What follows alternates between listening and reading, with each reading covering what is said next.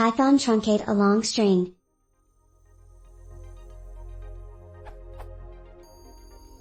How does one truncate a string to 75 characters in Python? This is how it is done in JavaScript.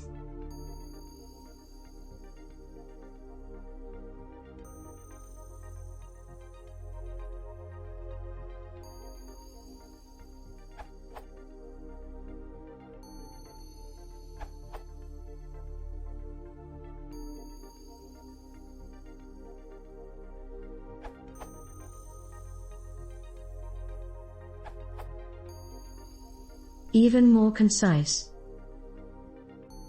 If it is less than 75 characters, there will be no change.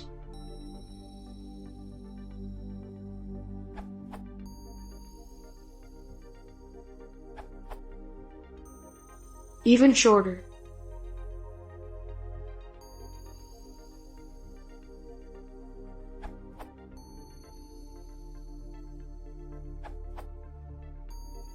If you are using Python 3.4+, you can use textwrap. Shorten from the standard library.